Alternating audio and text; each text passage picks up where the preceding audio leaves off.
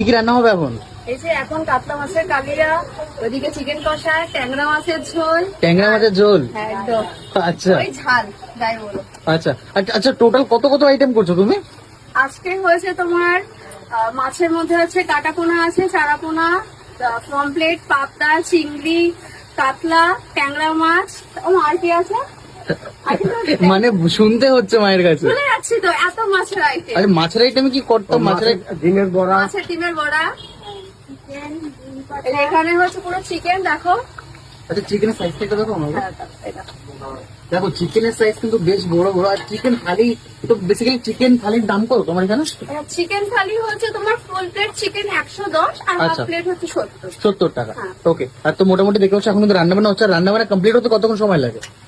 এবারে দেখো ওইটা বলা মুশকিল কখন লাগে, ম্যাক্সিমাম 11:30 থেকে 12:30 মধ্যে কমপ্লিট করার চেষ্টা আচ্ছা, করি। মোটামুটি এখানে তো মাছের মানে নিচে মাছ, উপরে মাছ, পাশে মাছ, কাছে মাছ, সব জায়গায় শুধু মাছ আর মাছ দেখতে পাচ্ছি। বাঙালি মানেই মাছ।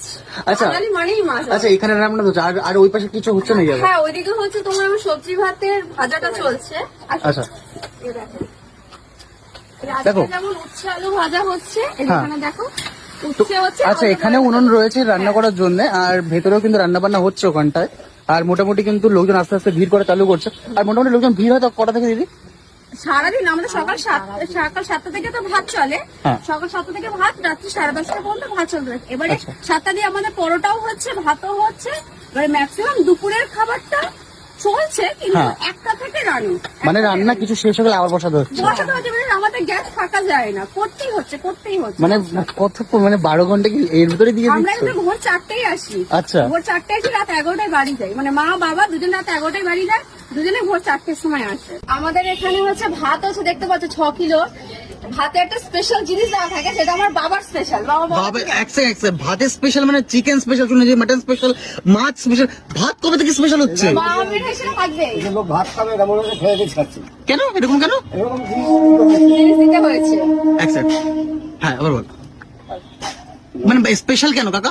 স্পেশাল কারণ লোকের মানে সুস্বাদু দরকার, হ্যাঁ সে তো দরকারি। তার জন্যই এই জিনিসটা করা। ভাতে আবার স্পেশাল কি আছে? এমন কি স্পেশাল ভাতে? ভাত তো ভাত, কিন্তু ভাতের স্পেশাল আছে কোয়ালিটি, যেটা ফ্রাইড যেরকম হ্যাঁ। ফ্রাইড রাইসের মতো। আরে দিদি কি বলছো গো, তোমার বাবা পাগল টাগল হয়ে গেছে নাকি? আমার বাবার স্পেশাল, এটা আমার বাবার স্পেশাল। কাস্টমার খেয়ে শান্তি পায়। শান্তি পাচ্ছে আর খুব ভালো বলছে। আচ্ছা বাহ। তার মানে হোটেলে এই ধরনের ভাত পাইনি, মানে কোন হোটেলে, মানে কলকাতার মধ্যে কোন হোটেলে এরকম ভাত নেই? পাইনি। সবাই মানে দেখো কম বেশি তো খায়, কলকাতাতে না হোক অন্তত মনে হয় এইগুলো আমাদের গড়িয়া চত্বরের মধ্যে যারা খায় প্রত্যেকে এসে বলে যে গড়িয়া চত্বরের মধ্যে যারা খায় তো অন্তত এই ধরনের তারা ভাত খায়নি। আচ্ছা আচ্ছা। অন্তত কলকাতার মধ্যে কি জানি না, কিন্তু গড়িয়ার